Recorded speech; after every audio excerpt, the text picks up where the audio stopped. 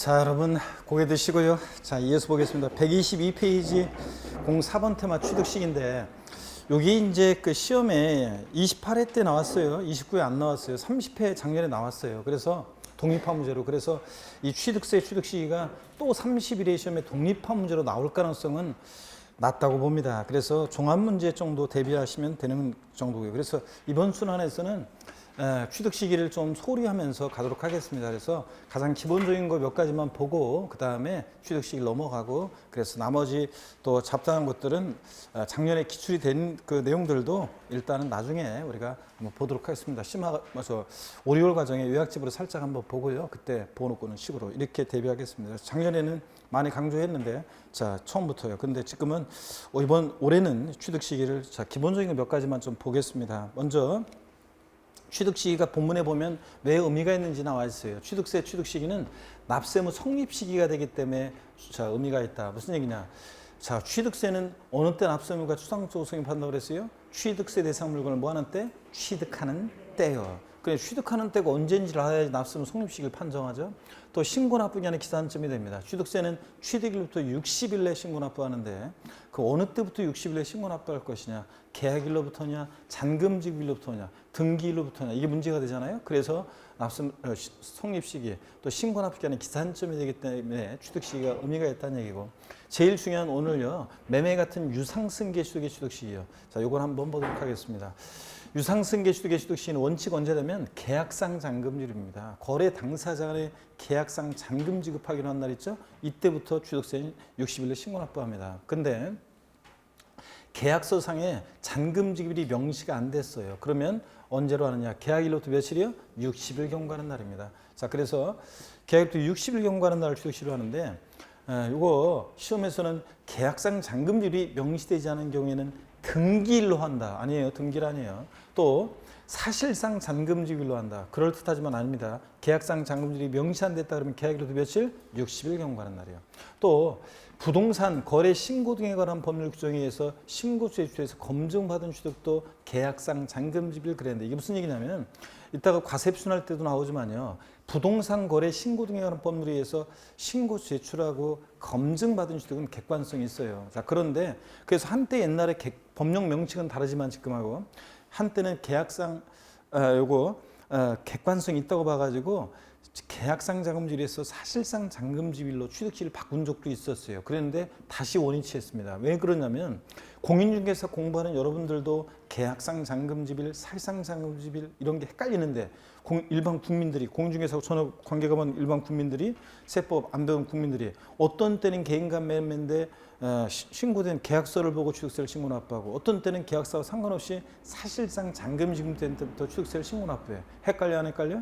헷갈리지. 그걸 구별을 어떻게 해요? 그래가지고 다시 바꿨습니다. 일반 국민들은 그냥 신고된 계약서를 보고 뭔가를 보고 이렇게 신고하는 게 훨씬 낫잖아요. 그래서 자, 부동산 거래 신고 등에 관한 법률 검증받은 취득이요, 계약상 잔금지급일 취득시로 합니다. 객관성이 있다고 사실상 잔금지급일 취득시로 한다 그러면 틀려요. 그 다음에 계약서와 상관없이 실제 사실상 잔금이 지급된 때를 취득시로 하는 경우도 있습니다. 근데 이건 아무 때나 인정하지 않죠? 아무 때나 인정하면 뭐 다 그냥 지들 멋대로 할 거니까 객관적으로 잔금 지급일이 입증되는 객관적 취득만 인정하고 있습니다. 자, 국가, 지자체, 조합으로부터 취득하는 경우요. 제가 국가나 지자체로부터 부동산을 취득하는데 매매로 계약서상으로는 2020년 3월 10일이 계약상 잔금지급일이었는데 실제로는 3월 20일 날 잔금을 치러요. 그러면 공무원들이 다 적어놨을 거 아니에요. 객관으로 입증이 되죠. 그래서 그 사실상 잔금지급일 취득시로 합니다. 수입에 의한 취득도 수입 신고 필증에 의해서 입증이 됩니다. 물론 여러분들 거기 교재 9개 동그라미고요. 예.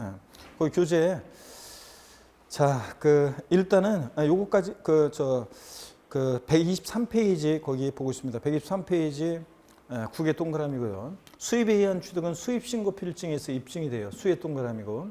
공매, 경매 방법에 의한 취득이요. 공매대금, 경락대금 치른 날 법원에다 기록 남아있잖아요. 공의 동그라미고요. 객관적으로 입증이 됩니다. 판결문에 의해서 판의 동그라미고 증명되는 취득이요.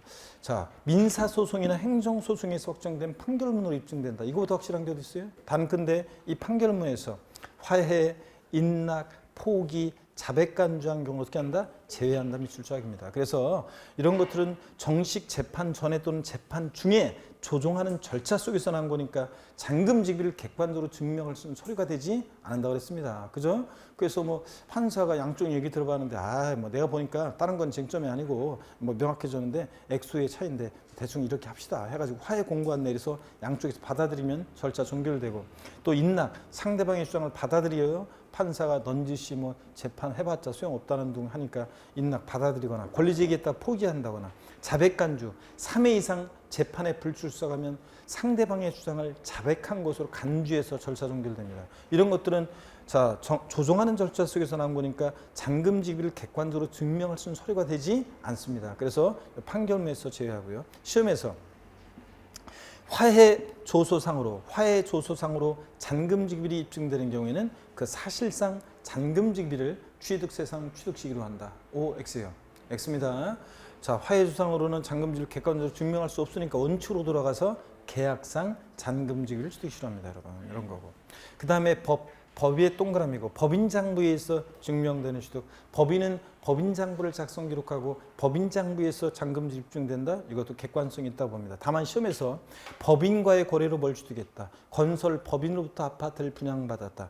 이렇게 법인과의 거래로 뭘 취득했다. 법인 간의 거래로 뭘 취득했다. 법인이 계약의 일방 당사자면 그 법인의 법인장부로 입증된다고 봐서 사실상 잔금지를 취득시합니다.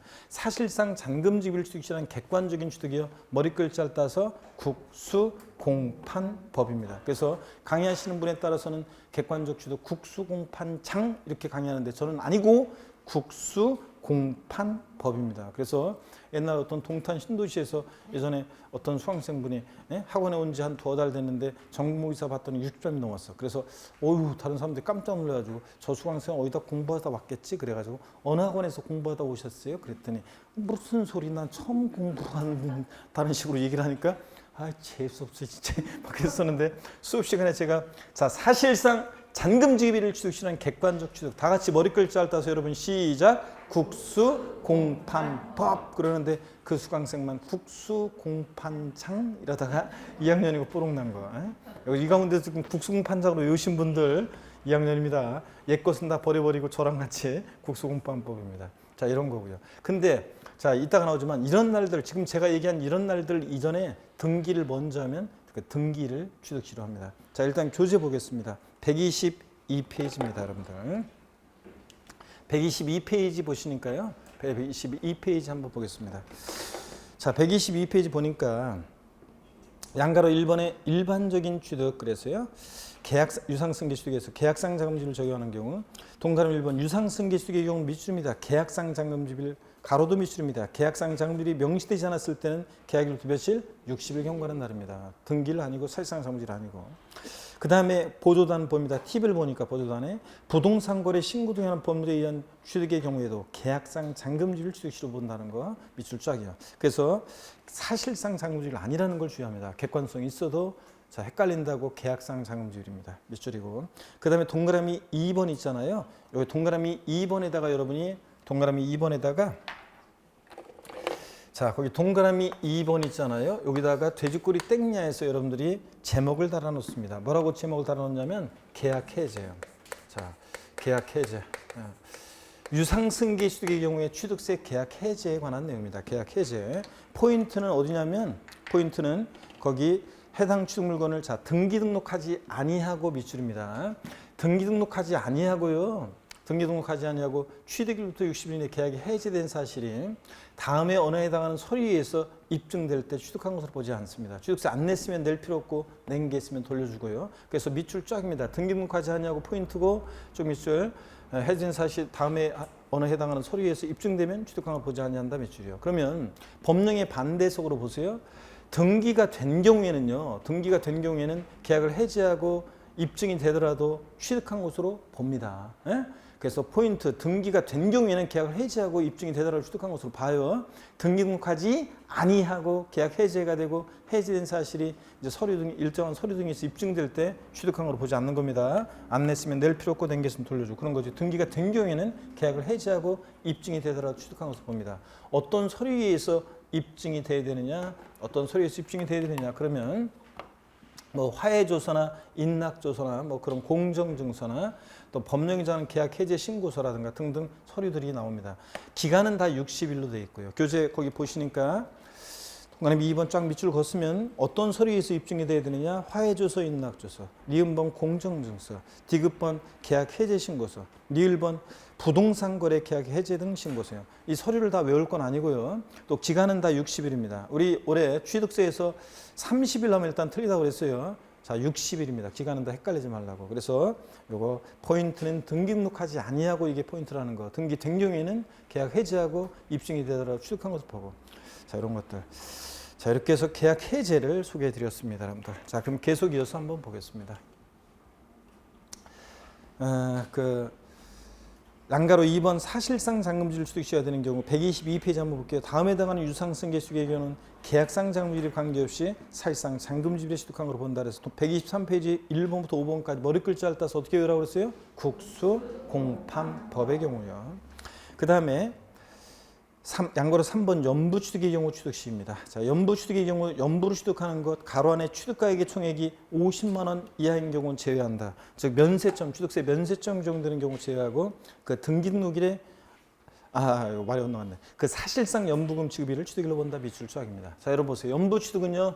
연부라는 게 뭐냐면 매매계약서상의 연부계약 형식을 갖추고 일시에 완납할 수 없는 대금을 2년 이상의 기간에 걸쳐서 일정액씩 분할해 지급하는 건데 월부로 뭘 취득하면 다달이 대금을 갚아나가고 연부로 취득하면 매년 2년 이상의 기간을 걸쳐서 매년 대금을 갚아나가는 방식으로 취득합니다. 그럴 때 아까 봤다시피 취득가액의 총액이 50만 원 이하 적용받는 것을 제외한다. 취득세 면세점 적용되는 경우에 취득가격 50만 원 과세하지 않는다. 이게 면세점이 있잖아요. 그런 경우에는 연부취득 규정 적용하지 않고요. 밑줄은 하여튼 여러분이 사실상 연부금 지급일을 취득시로 한다는 거 밑줄이고 사실상에다가 돼지꼬리 땡냐 해서 교재 여러분들 계약상 연부금 지급일 X예요. 계약상 X에 놓습니다. 거기 교재에 양가로 3번 연부취득에서 그 사실상 연부금 지급일 취득일로 본다 밑줄이고 사실상에다가 돼지꼬리 땡냐 해서 계약상 X예요. 계약상 연부금 지급일이 아닙니다. 자, 그래서 무슨 얘기냐면 연부 취득은 이런 거라고 그랬잖아요. 갑과 을이 자 연부 거래합니다. 뭐 500만 원, 5천만 원, 5억짜리 거래하면서 뭐 5년, 10년에 걸쳐서 연부 거래한다. 속 터져 죽겠죠. 대개 50억, 500, 5천억짜리 같은 거 거래를 할 때 자, 총 연부 금액이 50억짜리 거래인데요. 갑과 을이 연부 매매 계약을 체결했습니다. 매년 10억 원씩 5년의 기간에 걸쳐서 연부금 지급하는 방식으로 연부 매매 계약을 체결했는데요. 첫 해 연부금 지급하기로 한 날이 계약서상으로는 2020년 3월 10일이었는데 실제로는 3월 19일 날 연부금이 치러지면 그 사실상 연부금 지급된 날 이때부터 취득세를 신고 납부하는데 취득세 계산할 때 자 계약서상으로 첫 해 지급하기로 한 연부금액은 10억이었는데 실제로는 8억 원의 연부금이 지급됐다 그러면 매회 지급되는 이 사실상 연부금액 있죠?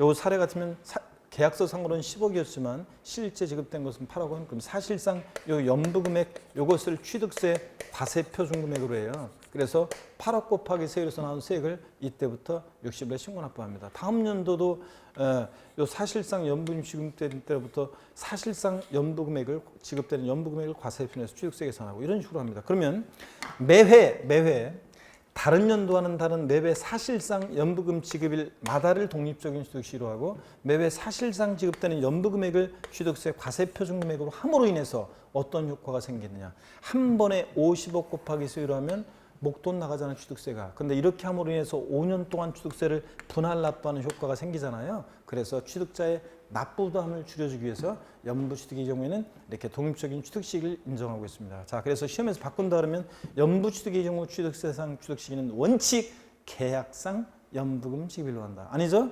언제라고요? 사실상 연부금 지급입니다.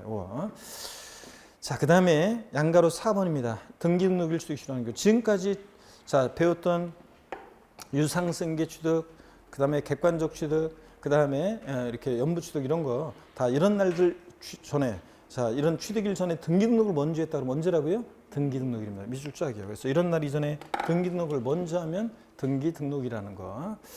자, 그 다음에 중요기출 문제는 여러분 자 한번 보세요. 개인이 아파트를 다음과 같이 취득했을 때 각각의 경우에 지방세법상 취득세 취득 시기가 바르게 연결된 거 그랬습니다. 단 법인으로부터 분양받은 경우에는 법인장부에서 입증되는 것을 가정한. 자, 개인이 아파트를 취득했는데 기업번 유형을 보니까 개인으로부터 아파트를 취득했습니다. 그러면 개인 간 유상 취득입니다. 취득 시기는 언제로 합니까? 개인 아파트를 개인으로부터 취득했어요. 취득 시기는 언제 원칙? 계약상 잔금지비를. 자, 봤더니 2020년 11월 20일입니다. 등기일이 빠른지 항상 봐야죠. 취득식이 나오면 등기일이 더 빠르죠. 등기 접수일이 11월 18일이니까 어느 때를 취득시해? 11월 18일 등기 접수일입니다. 니은번 개인이 아파트를 법인으로부터 분양받아 취득했습니다. 국수공판법 객관성인거래죠. 그러니까 어느 때를 취득시해? 사실상 잔금지비일 9월 30일입니다. 등기일이 빠른지 봐야 되는데 봤더니 11월 18일 등기일이 더 늦죠. 그러니까 어느 때요? 사실상 잔금지비일. 자, 이렇게 해서 정답이 3번이 됩니다. 여러분 넘어갑니다. 124페이지 무상승계 취득입니다. 무상승계 취득. 자, 무상승계 취득은 거기 교재 나오지만 밑줄입니다. 원칙 언제라고요? 증여 같은 무상승계 취득 원칙 언제다? 계약일입니다. 계약일. 등기일이 아니에요. 무상승계 취득은 원칙 언제다? 계약일입니다. 증여는 낙성분류식 계약이라고 그랬습니다. 증여는 민법 배우죠. 단독행위가 아니라 계약이에요. 계약. 증여는 낙성분류식 계약. 계약이니까 야 진짜 너는 하는 일이 맨날 너 그럼 그 모양이냐 너. 너 요번에 또 사업 실패해서 빌빌댄다는 얘기 듣고 왔더니 진짜 그렇네. 내가 돈이 1,000만 원 남아돌아서 그런데 너 줄까? 상대방이. 나 청약 의사표시한 거죠 제가. 그래서 상대방이 됐다 임마. 그러면 내가 증여 청약 의사표시했는데 상대방이 거절했으니까 증여계약은 뭐합니까? 불성립합니다. 친구야 너 힘들어 한다고 하는데 내가 와서 보니까 진짜 그렇네. 내가 힘들 때 옛날에 네가 나 도와줬는데 내가 너 이것밖에 못 도와줘서 미안해. 힘내. 그랬더니 고마워 친구야. 그럼 뭐 한 거예요? 증여계약 성립한 거라고 그랬잖아요. 증여는 이렇게 계약일을 취득 싫어한다. 근데 왜 이렇게 증여는 빨리 계약한 날을 취득 싫어하냐고요? 여러분요. 사람 마음은 갈대이기 때문에 그렇다고 그랬습니다. 내 전 재산을 어느 사회복지법인에 기부하겠습니다. 하룻밤만 잡으세요. 전 재산은 좀 많은 것 같고 반만 기부하겠습니다. 이렇게 되죠. 하룻밤 더 자면 반의 반 막 줄잖아요. 그래서 증여는 땀만 먹지 못하도록 어느 때 계약일을 취득 싫어합니다. 여러분. 증여는 그 계약일을 취득 싫어한다. 상속은 상속 개실입니다. 비상속인 돌아가시면서 역사 시작되고 유증은 증여자가 사망했을 때 증여율이 발생하죠. 내가 죽으면 주어라 하니까 유증 개실에 취득 싫어하고 참고적으로 서면에 의하지 않은 증여 친구야 도와줄까? 고마워 친구야 이런 거는 서면에 의하지 않은 경우는 그 계약한 날을 지들이 멋대로 조정할 수 있으니까 등기를 취득 싫어합니다. 자 이렇게 해서 이런 정도 보시고요. 그 교재 봅니다. 2번 무상승계 원칙 그 계약일에 취득한 것으로 본다 비치로 계약일. 그리고 동그라미 2번 있잖아요. 거기다가 여러분이 또 뭐라고 해놓냐면 동그라미 2번에다가 제목을 달아놓습니다. 돼지꾸리 땡야에서 계약 해제 제목을 달아놓습니다. 계약 해제. 자 여기 보세요. 요 계약 해제인데 똑같아요. 이것도 해당 취득 물건을 등기 등록하지 아니하고 계약이 해제가 되고 해제된 사실이 다음에 어느 하나에 해당하는 서류에 의해서 입증되는 경우에는 취득한 것을 보지 않습니다. 쫙 밑줄인데 여기도 쭉 밑줄인데 포인트는 여기입니다. 등기 등록하지 아니하고요. 시험에 이미 나왔죠. 28회 때 정답 지문으로 등기 해당 취득 물건에 대해서 무상승계 취득의 경우 등기한 후 계약 해제가 되고 해제된 사실이 화해조서 등으로 입증되는 경우에 취득한 것으로 보지 아니한다. X입니다. 등기가 된 경우에는 계약 해제하고 입증이 되더라도 취득한 것으로 봅니다. 여러분. 유상승계 취득과 똑같습니다. 거의 교재를 보니까요. 다만 근데 동그라미 2번 쫙 밑줄이었고 다만 기업번에 니은 디귿번 보니까 어떤 서류에서 입증이 돼야 되느냐. 화해조서, 인락조서, 공정증서, 계약 해제 신고서요. 그러니까 입증되는 서류가 좀 차이가 나요. 사실은 보면은 무상승계 취득은 입증 서류가 기억, 니은, 디귿까지만 있잖아요. 한 장 가볼까요? 앞으로 한 장 가서 보니까 122페이지에 유상승계 취득의 경우 계약 해제의 경우는 기억, 니은, 디귿, 리을번이 있어요. 무상승계 취득이 없는. 그래서 리을번 부동산 거래 신고 관련 법령에 따른 부동산 거래 계약 해지 등 신고서가 있어요. 근데 무상취득은 여기에 없어요. 그 차이점 달달 외울 것까지는 아니고 그냥 그런 차이점이 있다는 것만 한번 보고 갑니다. 자, 그 다음에 예외를 봅니다. 계약일 전에 자 124페이지 기본서 양가로 2번 예외 무상승계 취득에서 계약일 전에 등기 등록을 하면 언제라고요? 등기 등록이라고요. 자, 이래서 자, 계약일 전에 등기하면 등기 등록일이고. 하여튼 등기일이 빠르면 다 등기일입니다. 다 등기일이 빠르면 지금까지 봤던 자, 유상무상 승계취득의 경우 지금까지 봤던 취득 시기에서 취득일 전에 등기 등록을 먼저 하면 언제다? 그 등기 등록일에 취득한 것으로 보고요. 물론 이제 우리 교재 기본서 뒤에 나오는 건데 취득 시기 뒤에 나오는 건데 민법 규정에 따른 재산분할로 인한 취득이에요. 부부가 이혼해요. 이혼할 때 재산분할 청구권 행사로 인한 취득이에요. 이게 이혼할 때 재산분할 청구권 행사로 인한 취득인데 그러면 남편에서 4명이로 등기한 날을 취득일로 한다. 작년 30회 시험에 지문에 나왔었는데 재산분할로 인한 취득은 그 등기일 또는 등록일입니다. 남편의 4명이로 등기한 날. 한번 보시면 되고요. 자, 됐습니다. 나머지 취득 시기는 우리가 나머지 취득 시기는 다음에 있잖아요. 다음에 자, 우리가 만약에 올해 출제가 유력시 된다 그러면 제가 오늘 다 보는 건데 하나하나 샅샅이 다 볼 건데 다음에 또 보도록 하겠습니다. 이 정도 보시면 되고요. 그다음에 125페이지 05번의 과세 표준입니다. 별 표시 3개입니다. 자, 29회 시험 때 계산 사례 문제로 나왔었는데 과세 표준은 뭐 항상 출제 1순위고 올해도 역시 세율과 함께 과세 표준 중요합니다. 그래서 거기 본문은 여러분들이요 쭉 읽어보시면 되는 거고요. 자, 본문을 읽어보시면 되는 거고 취득 시기 나머지 자세한 내용들은 나중에 또 볼게요. 잡다한 내용들은 나중에 보고요. 자, 취득세 과세 표준 한번 보겠습니다. 취득세 과세 표준이요. 요것에 관해서 이제 한번 설명을 드리겠습니다. 교재 여러분들이 그 125페이지 본문 내용은 한번 읽어보시면 되는 거고요. 126페이지로 갑니다. 일반적인 과세 표준입니다. 126페이지 펴놓으시고 그 다음에 제 설명을 한번 드려보십시오. 자, 여러분 어떤 얘기냐 그러면 취득세 세금 계산 어떻게 할 것이냐. 그럼 여기 보세요. 세금 계산은 이렇게 합니다. 우리가 과세 표준이라는 게 결정이 되면요. 과표 결정되면 우리가 세금 계산은 법에 정해진 세율을 곱하고 그래서 우리가 산출세액을 구하잖아요. 지방세나 국세나 세금 계산은 다 이렇게 합니다. 그렇죠, 여러분들? 그럴 때 이 과세 표준이라는 것이 취득세는 과세 표준이 취득 가격이에요. 취득 가격. 자, 과세 표준이라는 것은 세금을 계산하는데 기초가 되는 가액이잖아요. 그래서 취득세는 과세 표준 취득 가격이고 등록 면허세는 미리 말씀드리면 그 부동산 등기할 때 그 등기하는 부동산 가액이 과세 표준이 돼요. 근데 또 물론 이제 등록 면허세는 건수라든가 그다음에 채권 금액이 과세 표준이 되는 경우도 있지만 원칙적으로 부동산 등기할 때는 부동산 가액이고요. 재산세는 과세 표준이 재산 가액이에요. 재산 가액이고. 자, 그럴 때 취득세나 등록면허세는 신고 납부하는 세금이니까 이것을 납세 의무자가 이것을 결정하고요. 자, 재산세는 보통 징수하니까 과세 주체, 지자체 장이 이것을 재산 가액을 결정합니다. 자, 그랬을 때 이제 취득세는 과세 표준이 금방 제가 얘기했죠. 취득 가격이라고 했는데 이 취득 가액을 누가 결정하느냐? 납세 의무자가 결정합니다. 일반적인 취득세 과세 표준은 취득 가액이고 납세 의무자가 이 과세 표준을 결정합니다. 그럴 때 원칙적으로 취득세 과세 표준은 취득 당시 가액을 과세 표준합니다. 근데 정확히 얘기하면 취득 당시 가액이라는 것은 취득자가 신고하는 가액을 말해요. 그래서 합쳐가지고 취득세 과세 표준은 취득 당시 신고하는 가액. 나 3억 5천에 취득했다. 신고하는 가액을 과세 표준에서 3억 5천 곱하기 세율 이렇게 하는 거예요. 다만 연부로 취득할 때는 연부 금액이 과세 표준인데 매회 지급 때는 사실상 연부 금액을 말하며 아까 그랬죠?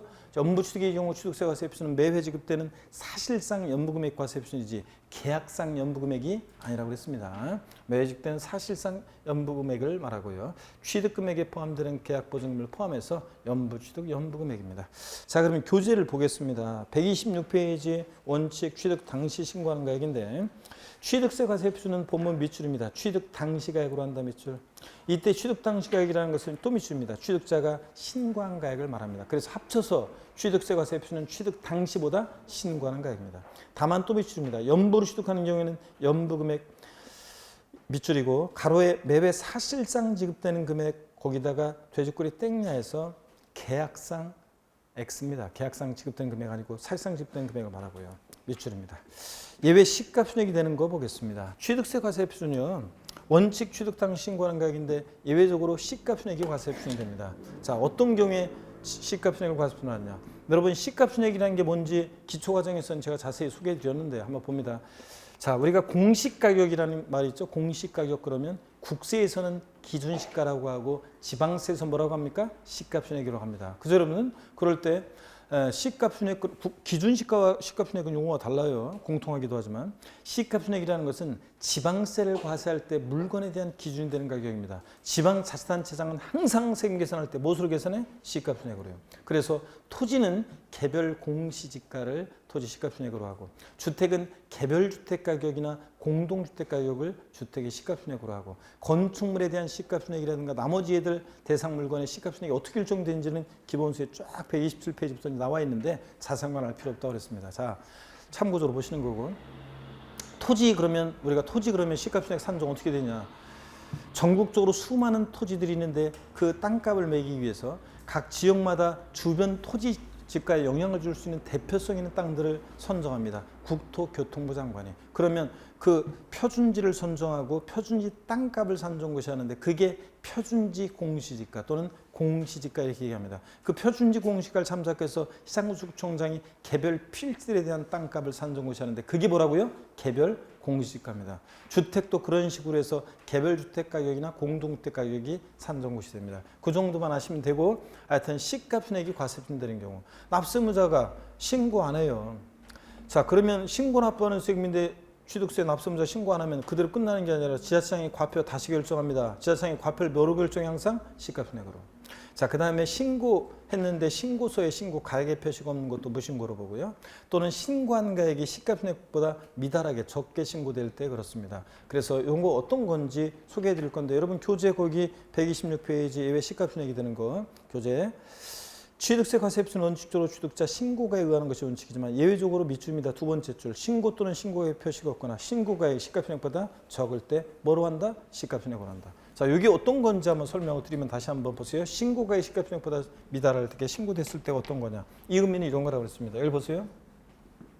소위 말해서 우리가 시가라는 가격대가 이 정도 가격대에 있는데 지방세 과세 이 시가 표준액은 지방세 과세 시가 표준액은 소위 말해서 시가의 7, 80% 선에서 결정된다고 얘기를 해요. 그런데 실제적으로는 아파트 같은 것들이 요새 공시가격 반영률이 높아가지고 7, 80% 반영되고 그러는데 단독주택이나 다가구주택이나 상가나 일반 토지는 시가 반영률이 굉장히 낮습니다. 지금. 그래서 올해도 역시 시가 반영률을 높이겠다고 정부에서 예고를 하고, 시가 반영률이 높아지면 당연히 올해 재산세나 종부세 부담이 늘어날 거라고 예상하는 신문 기사를 제가 본 적이 있습니다. 자, 어떻게간에 자, 시가 표준액은 이렇게 공시가격은 시가 7, 80%에 결정되는데 어떤 사람이 취득했다고 신고했는데 이 신고한 가액이 시가 표준액보다 낮게 신고가 되면 객관적인 입증이 없는 한은 아이 뭐야 시가의 7, 80% 선에서 결정된 게 시가순액인데 이거보다 더 낮게 신고해? 그럼 불성실 신고했다고 봐가지고, 자 그렇잖아요. 불성실 신고했다고 봐가지고 지자체장이 다시 과표 결정합니다. 무엇으로? 시가순액으로. 이런 얘기라고 그랬습니다. 자, 그래서 취득세 과세 흡수는 원칙 취득 당시 신고하는 가격인데 예외적으로 이렇게 불성실 신고하면 지자체장이 다시 과표 결정하는데 무엇으로? 시가순액으로. 그 얘기입니다. 심학습 시가순액이 뭔지는 참고적으로 여러분이 읽어보는 거고요. 127페이지까지 참고적으로 보는 거 넘어갑니다. 128페이지 3번 특례 사실상 취득가격 또는 연부금액을 과세 표준하는 경우 이걸 보겠습니다. 여러분. 자, 다음에 취득이요. 가로비줄입니다. 증여기부 그 밖에 무상취득 몇 줄. 그 다음에 소득세법 법인세법 중에 따른 자, 두 번째 줄 가로비줄입니다. 부당행위 계산 부인 규정에 의한 거래로 인한 취득은 제외한다 몇 줄이요.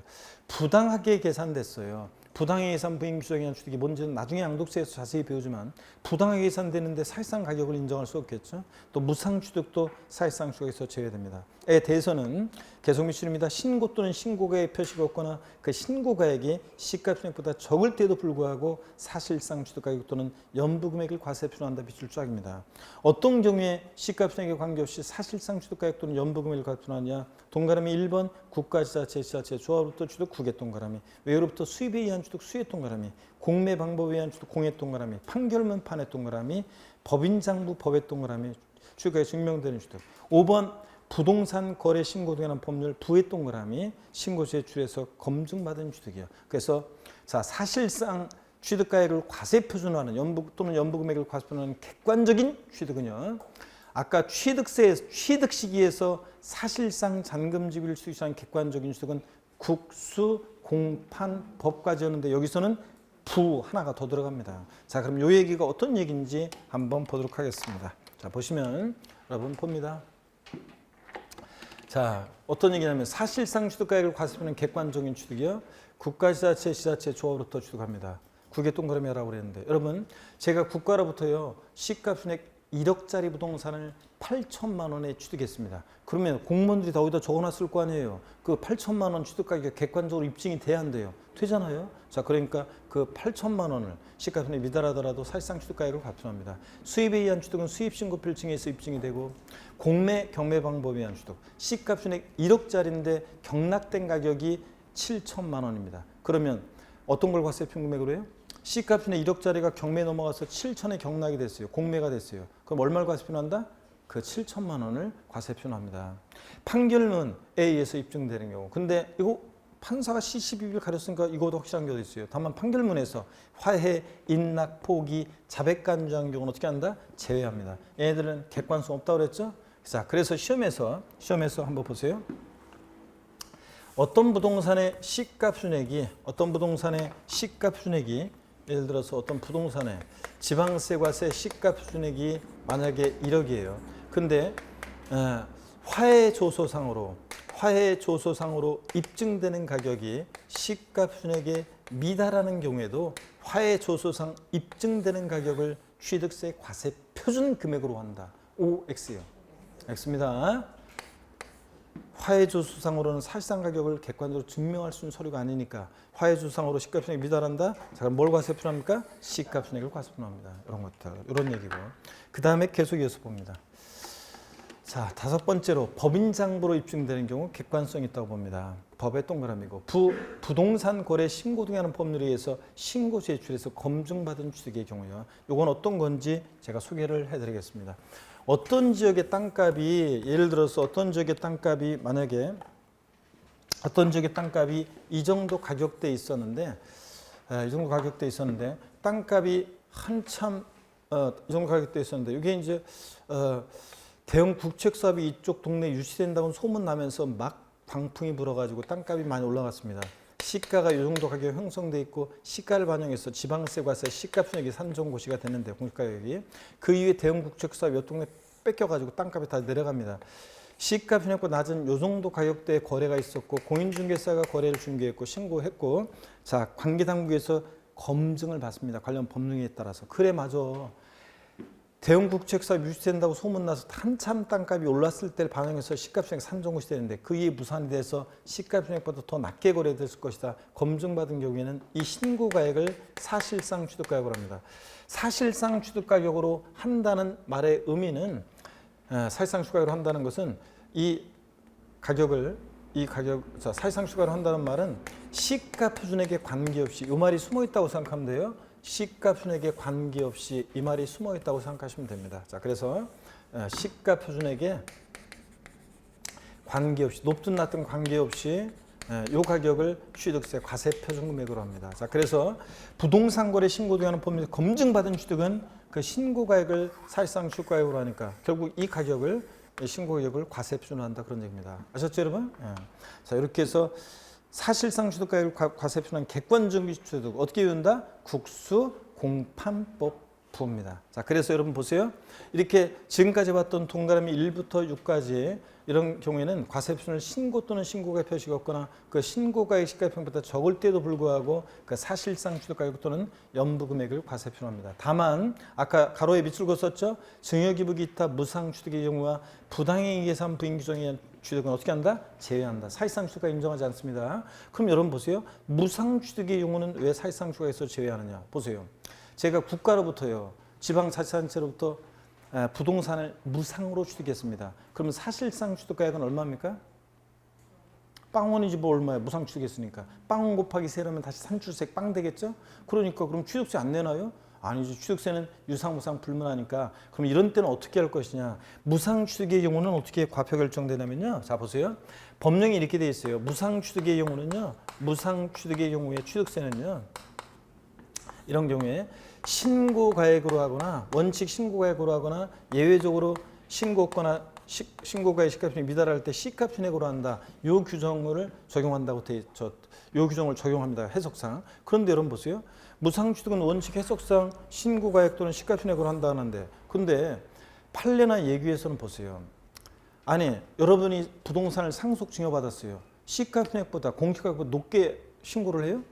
공짜로 받았는데 어떤 기준에 의해서 시가총액보다 높게 신고해요? 그래서 무상취득의 경우는 대개 판례나 예규에서는 이렇게 시가총액으로 신고하도록 하고 있습니다. 실무적으로도 그렇고 대개 그래서 여러분들이 상속 증여받았어요 부동산을 그럼 대개 이제 시가총액으로 취득세를 신고하고 있습니다. 이런 거예요. 근데 하여튼 해석상 무상취득은 사실상추가에서 제외하고 신고가액 또는 시가총액으로 과표 결정됩니다. 결론은요. 무상취득은 사실상추가에서 제외한다는 게 포인트예요. 자, 그럼 시험에서 어떻게 나오냐고요?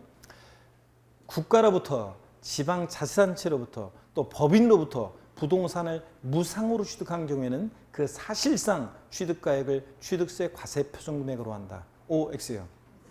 X입니다. 무상취득은 사실상추가에서 어떻게 한다고요? 제외됩니다. 그러니까 유상취득, 무상취득 잘 봐야 돼요. 국가나 자치로부터 법인으로부터 부동산을 유상승계 취득했을 때가 국수공판법 부아싸 사실상 취득가격이지 무상으로 취득했을 때는 사실상추가에서 어떻게 한다? 제외됩니다. 아셨죠 여러분? 부당이상 부인규정이념 취득도 그렇고요. 요 얘기고. 그 다음에 거기 심학습 판결문 등 찾으셨습니까? 1번 판결문이란 민사소송 및 행정소송에 석정된 판결을 말하며 여기 밑줄입니다. 화해, 포기, 인락, 자백간주한 경우는 어떻게 한다? 제외한다 밑줄이요. 또 거기에 보조단을 좀 봅니다. 공정증서 및 거민계약서 팁에 봅니다. 보조단 왼쪽. 공정증서 및 거민계약서의 취득은 객관적 취득으로 보지 아니하므로 사실상 취득가액을 적용하지 아니한다 밑줄짝입니다. 공정증서, 공증사무실에 돈 많으면 도장 막 찍어주잖아요. 그 다음에 거민계약서 옛날에다 가짜로 신고했잖아요. 이런 것도. 자 이렇게 해서 밑줄이고 그 다음에 나머지 내용은 읽어보시고 핵심 요약 과세표준 비교를 한번 보도록 하겠습니다. 핵심 요약 요 과세표준 비교는 어떤 거냐면 이런 거예요. 여러분 보세요. 과세표준 비교 이 얘기인데 교재 나와 있는 얘기가 한번 보세요. 자, 일반적 거래의 경우에 유상취득의 경우 취득 시기는 원칙 계약상장일이라고 그랬습니다. 아까 그랬죠? 계약상장일. 자, 부동산 거래 신고 등에 관한 법률에 있어 신고 제출하고 검증받은 취득의 경우 객관성 있지만 취득 시기 아까 헷갈린다고 취득 시기 언제 그랬어요? 계약상 장밀로 했습니다. 사실상 장밀로 한다 그러면 틀리다고 그랬잖아요. 객관성 있어도. 그 다음에 과세표준에서는 근데 차이가 나요. 자, 일반적 거래의 경우에는 신고가액과 시가표준 큰 금액인데 이게 어떤 거냐면 일반적 거래의 경우에 취득세 과세표준 한번 보실래요? 일반적 거래의 경우에는 신고가액이 우리 교재 나와 있어요. 다. 신고가액이 지방세과 시가표준액보다 미달하게 신고됐어요. 그러면 뭘 과세표준한다고 그랬어요? 불성실 신고했다고 봐가지고 뭘 과세표준해? 시가표준액을 과세표준합니다. 그런데 이번에는 신고가액이 시가표준액보다 높게 신고됐어요. 신고가액 1억 2천, 시가표준액 1억. 이럴 때는 뭘 과세표준한다고요? 신고가액을 과세표준합니다. 원칙 신고가액으로 하는 거니까. 그래서 결론, 자 신고가액과 시가표준액, 일반적 거래는 신고가액과 시가표준액 둘 중 어떤 거? 둘 중 큰 금액을 자, 취득세 과세표준액으로 합니다. 이 표현이 시험에 나온 적도 있고요. 자, 이런 얘기입니다. 의미 이해하셨죠? 자, 근데 여기 봅니다. 그런데 다만 부동산 거래 신고 등하는 법률 검증받은 취득은 그 신고가액을 아까 뭐로 한다고 그랬어요? 그 신고가액을 뭐로 해? 사실상 취득가액으로 한다고 그랬잖아요. 그러니까 자, 신고가액이 시가표준액이 미달하더라도 뭘 과세표준한다고요? 이 신고가액을 과세표준합니다. 사실상 취득가액으로 해서. 자, 그래서 이런 얘기 차이가 납니다. 여기 신고가액과 차이가 나요. 이때는 이 신고가액을 사실상 취득가액으로 합니다. 부동산 거래 신고라는 법률에 의한 경우는. 자, 그래서 이런 차이점이 있다는 거 보시면 되고요. 교재. 그래서 핵심 요약 별 표시하고 갑니다. 그다음에 129페이지 2020년 개정안 있죠? 개정안이 아니라 개정이 됐어요, 지금. 자, 그래서 개정이 됐고요, 요거. 자, 지방세법 규정 여기 개정이 됐는데 여기 어떤 얘기인지 한번 설명을 제가 드리도록 하겠습니다. 이건 개정이 이미 됐어요. 자, 여기 보세요.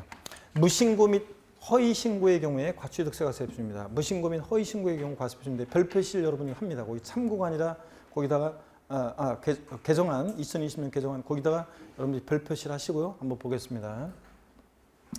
시가표준액 및 사실상 취득가격 또는 연부금액이 부동산 거래 신고에 관한 법률 규정에 따라서 조사를 해봤더니 또는 세무서장 지방세법 규정에 따라 세무서장 등으로부터 통보받은 자료가 있어요. 그래서 지자체장이 확인해 봤더니 그 확인된 금액보다 자, 그래서 여기 밑줄은 부동산 거래 신고 법률에 따라 조사 결과 또는 세무서장 등으로부터 그 통보받은 자료에서 확인된 금액보다 적으면은 미출입니다. 쭉 여기가 포인트입니다. 그 확인된 금액을 과세에 표현한다. 미출 쫙입니다, 여러분들.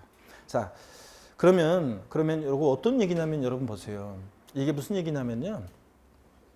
자, 취득 가격이 굉장히 커요. 근데 시가 손익은 굉장히 작아요. 예?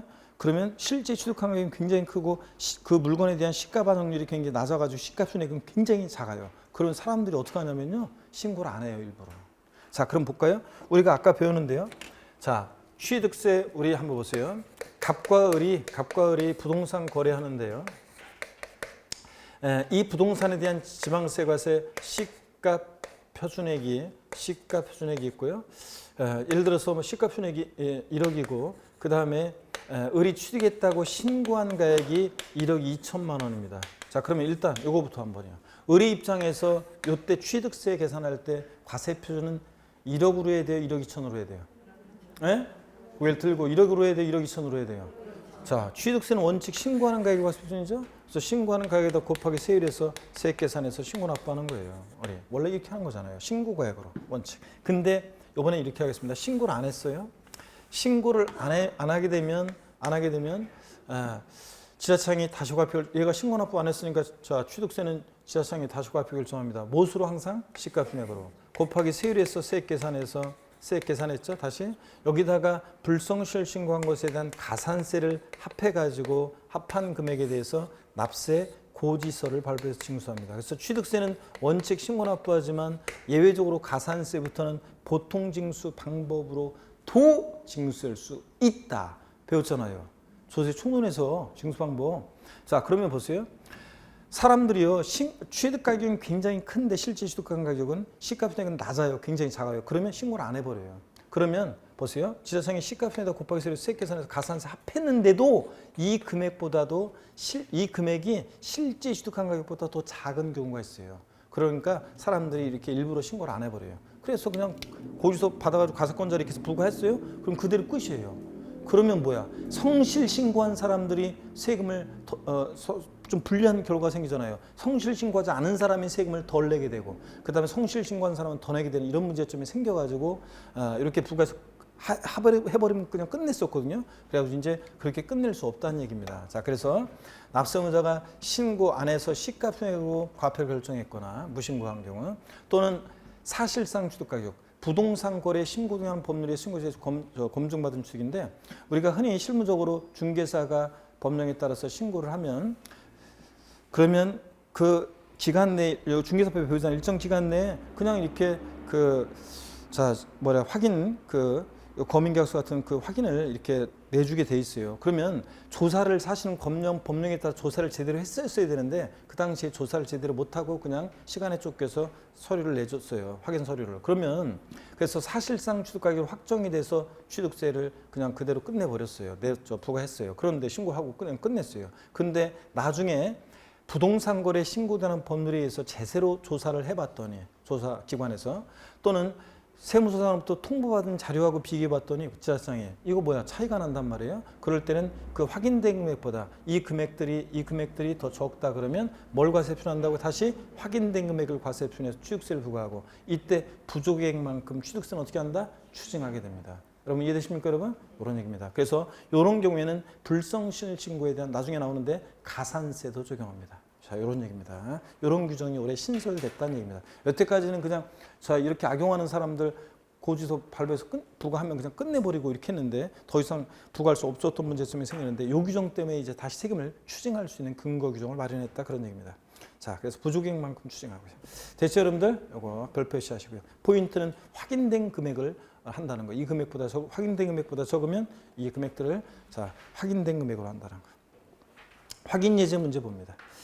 취득세 과세표준에 대한 설명이 다 틀린 거. 1번이요. 취득세 과세표준은 취득 당시가액으로 한다. 다만 연부를 취득할 때는 뭐로 하고? 연부금액. 이때 취득 당시가액이라는 것은 취득자가 신고한 가액에 합니다. 2번 사실상 취득가격은 과세상 물건의 취득시를 기준으로 그 이전에 해당 물건을 취득하기 위해서 거래 상대방 또는 제3자에게 지급하였거나 지급할 일체 직접 간접 비용 포함한 금액을 말합니다. 이게 무슨 얘기냐면 우리가 이제 금방 나올 거예요. 아까 요거는 말씀드렸죠. 아까 보조단에서 공정성, 검민계약서 이런 거는 객관성 없다고 그랬습니다. 자, 취득가액을 사실상 취득가액을 인정하지 않기 때문에 그 취득가액이 시가순액 미달하면 시가순액을 과세표한다. 공정증서, 검민계약서 사실상 취득가액을 인정하지 않는다는 거 아까 보조단에서 봤었고요. 자, 또 봅니다. 그러면 요거는 좀 이따가 보기로 하고 일단 좀 이따 보고 하고 사실상 취득가액에 관한 거를 한번 좀 먼저 볼게요, 여러분들. 좀 이따 보고요. 어떤 거냐면 사실상 여기요. 자, 여기 봅니다.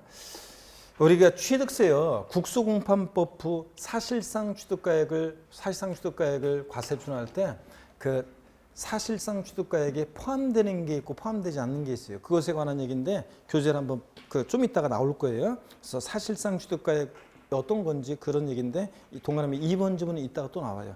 넘어가고요. 3번 지문 보겠습니다. 부동산 거래 신고 등하는 법률 규정에서 신고 제출하고 동법 규정에 따라 검증이 이루어진 취득은 사실상 취득가액을 과세표준한다. 국수공판법 맞잖아요. 사실상 취득가액을 과세표준하고. 4번 납세무자가 무신고한 경우에는 뭘 과세표준해요? 시사시장이 다시과표 결정하는데 무엇으로? 시가순액으로. 5번 법원에서 작성한 화해 인락조서는 취득가액이 입증되는 서류 이름으로. 그래요? 삑. 예, 객관적인 서류가 아니잖아요. 화해 인락 포기 자백 간주한 경우는 자, 객관적인 서류가 아니죠. 사실상 취득가액을 입증하는 서류가 아닙니다. 서류이므로 그러니까 틀렸고 그 조서상의 취득가액이 과세된다 틀렸습니다. 그래서 해설을 봅니다. 판결문에 의해서 그 가액이 입증되는 경우에 그 가액을 사실상 취득가액으로 보아 취득세를 과세한다. 다만 화해 인락 포기 자백 간주한 경우는 사실상 취득가액을 증명하는 서류가 아니라는 거, 제외한다는 거. 자, 그다음에 심학습이 이제 사실상 취득가격의 범위입니다. 사실상 취득가격이라는 게 뭔지 한번 봅니다. 1번에 보니까요. 사실상 취득가액을 취득세 과세표준하는 경우에 취득가액은요. 과세 대상 물건의 취득 시기를 기준으로 그 이전에 당해 물건을 취득하기 위해서 거래 상대방 또는 제3자에게 지급하였거나 지급할 밑줄입니다. 직접 비용과 다음 이에 해당하는 간접 비용의 합계액으로 한다. 밑줄짝입니다. 자, 사실상 취득가액에는 국수공판법 사실상 취득가액 과세표준할 때 이 사실상 취득가격에는 모두 포함한다. 간접 비용도 포함합니다. 다음에 간접 비용도 포함한다. 다만 여기 밑줄입니다. 다만 취득대금을 일시급 등으로 지급하여 일정액을 할인받는 경우에는 그 할인된 금액을 과세표준합니다. 밑줄 쫙입니다. 할인된 금액으로 한다. 밑줄 쫙입니다. 어떤 거냐? 한번 보겠습니다. 자, 할인된 금액을 과세표준한다고 했는데요. 할인된 금액을 과세표준한다고 그랬는데 요 얘기입니다. 자, 할인된 금액을 과세표준한다. 아까 여기 밑줄 걷어요. 사실상 취득가격에는 직접 비용뿐만 아니라 간접 비용의 합계액도 포함하고요. 근데 지금 밑줄 긋은 게 어떤 얘기냐면 매매대금을 일시에 지급함에 따라 할인받는 경우에 지금 표를 보니까 할인된 금액을 과세표준하고 할인액은 포함하지 않는다는 건데 과세표준이 어떤 얘기인지 설명을 드리겠습니다. 여러분 여기를 봅니다. 자, 처음으로 배우고 있는 거예요. 지금 기본 과정에서 안 배웠고 오늘 처음 배우는데 사실상 취득가격에 관한 거 한번 보도록 하겠습니다. 자, 여러분 보세요. 요 예를 거기 여러분들이 129페이지 그 보조단 옆에다가 적어 놓으시면 나중에 쉬는 시간에 적어 놓으시면 되겠는데요. 여기 보세요. 갑과 을이 부동산을 거래합니다. 을이 지급하기로 약정한 대금은 예를 들어서 이게 10억 원입니다. 10억 원이에요. 근데 을이요 매매대금을 갑한테 매매대금을 일시에 지급합니다. 일시 한 번에 지급함에 따라서요. 일시에 지급하니까 갑이 기분이 좋아가지고 그래 내가 1,000만 원 깎아줄게. 매매대금을 일시에 지급함에 따라서 할인받은 할인 금액이 1,000만 원입니다. 자, 1,000만 원이고요.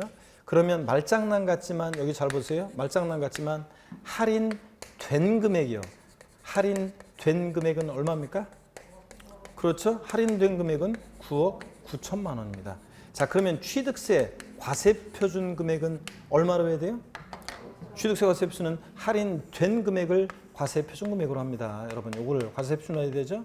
그러면 이 매매대금을 일시에 지급함에 따라 할인받은 할인액, 이 할인 금액은 취득가격에, 이것은 취득가격에 포함해요, 포함하잖아요?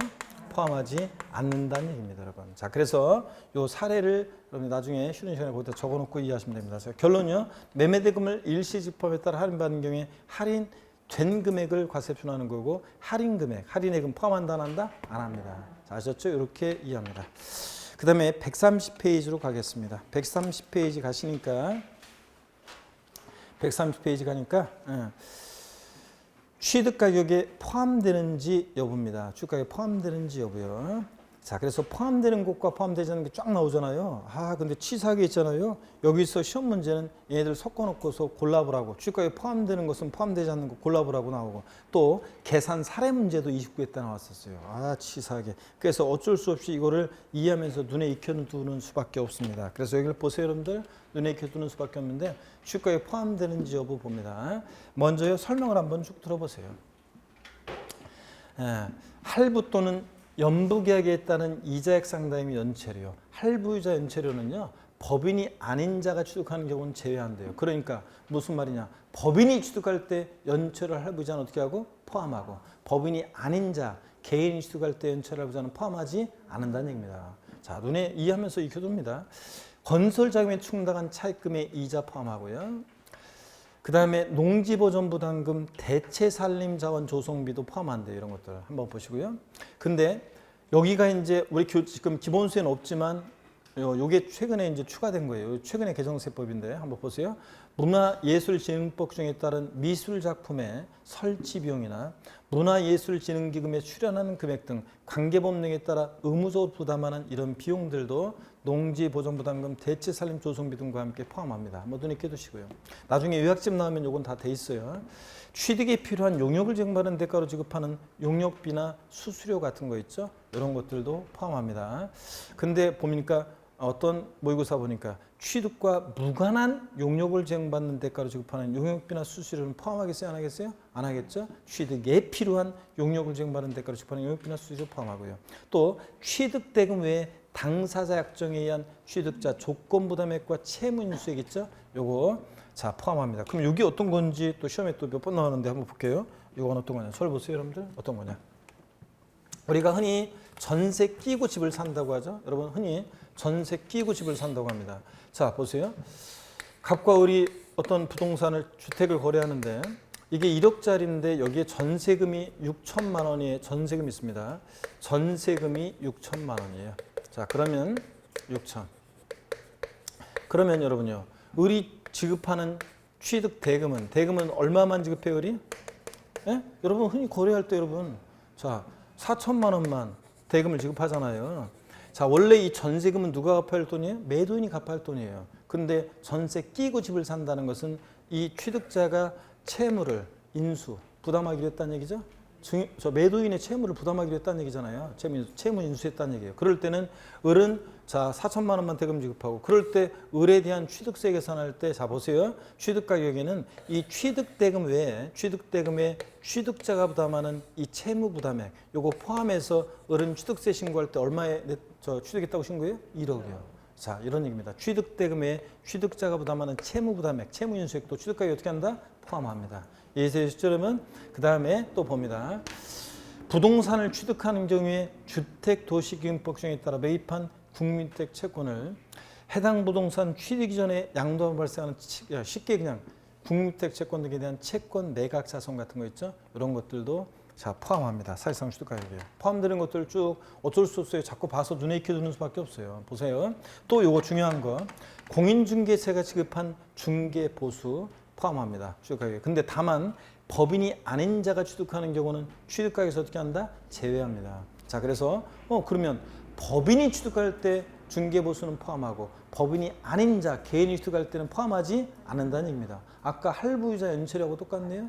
자 그래서 이따가 또 표가 나오는 거고 또 여기부터가 이제 올해 추가된 거예요. 기본수에는 없지만 올해 추가된 게 또 이런 것들이 있어요. 한번 눈에 익혀두시죠. 나중에 요약집 안 적어도 돼요. 요거 요약집에서 나중에 또 나오니까 봅니다.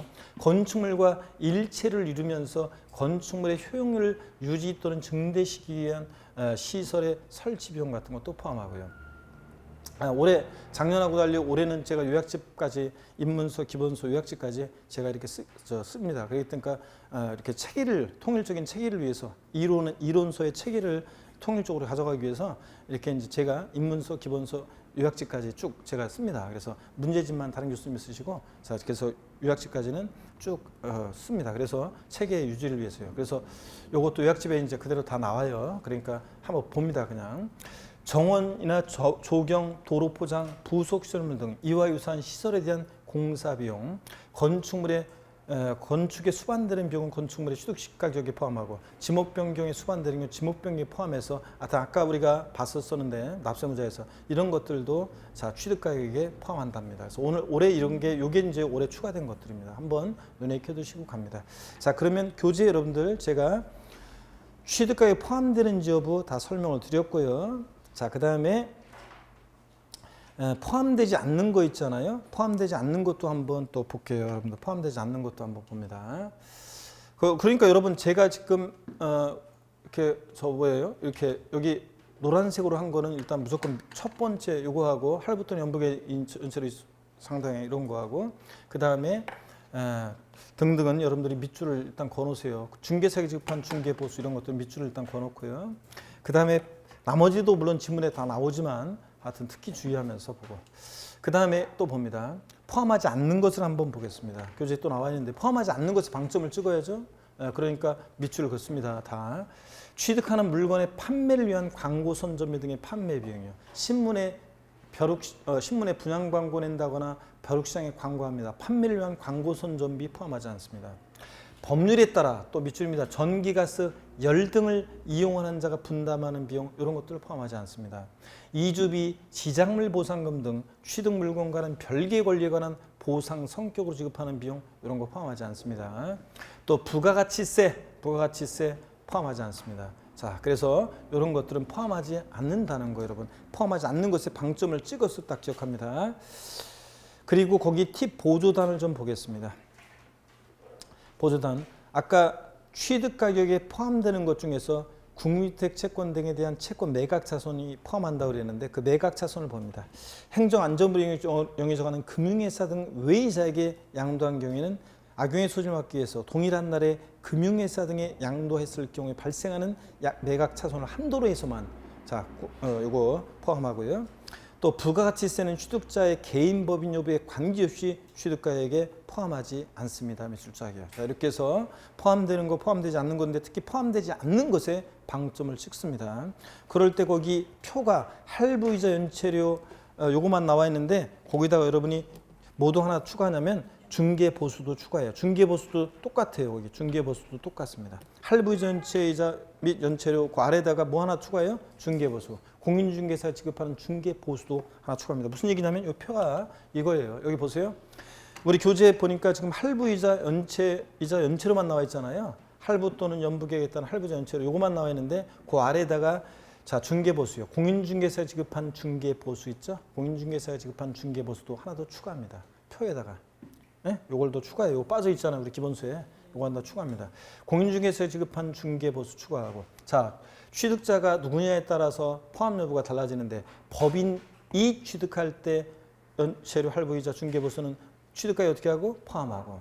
근데 법인이 아닌 경우, 즉 개인이 취득할 때 자, 연체료 할부이자 중개보수는 어떻게 하고? 포함하지 않습니다. 그래서 이렇게라도 기억하라고 그랬어요.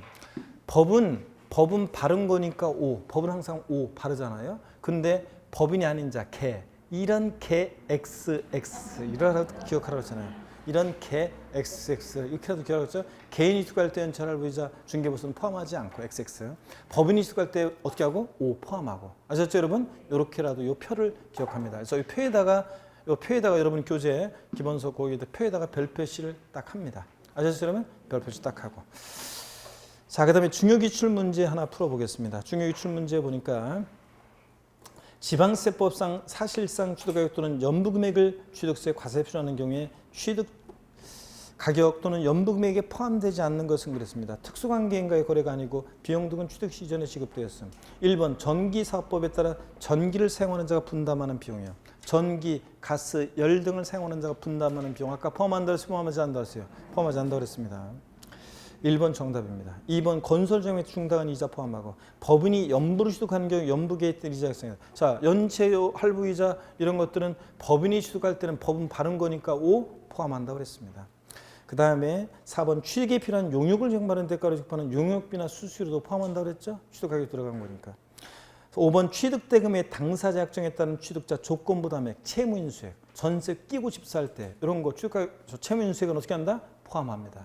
자, 그래서 포함하고 1번이 정답입니다. 4번만 보고 좀 쉴게요. 부동산을 취득할 수 있는 권리 특례인데 이게 어떤 건지 한번 설명을 드려보겠습니다, 여러분. 자, 어떤 거냐면 이런 거예요.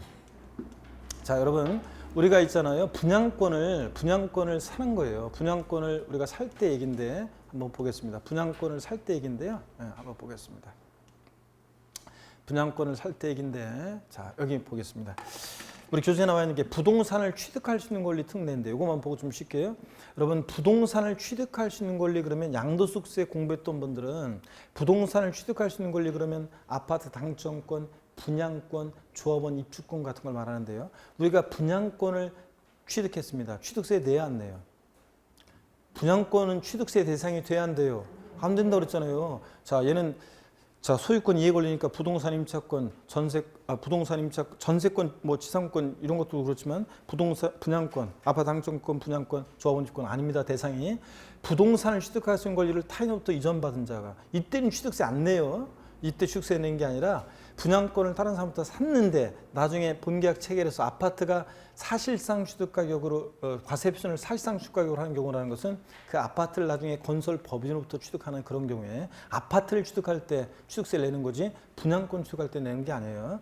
자, 그럴 때 해당 부동산을 취득하기 위해서 실제 지출할 거나 지출할 금액의 합이 밑줄입니다. 실제 지출한 금액의 합이 분양가격이나 공법이 낮은 경우에는 실제 지출 금액을 기준으로 산정한 취득가액을 발표한다. 밑줄 짝입니다. 자, 어떤 얘기냐면요. 우리가 요 규정 나오기 전에요. 특례가 생기기 전에 어땠었냐면요.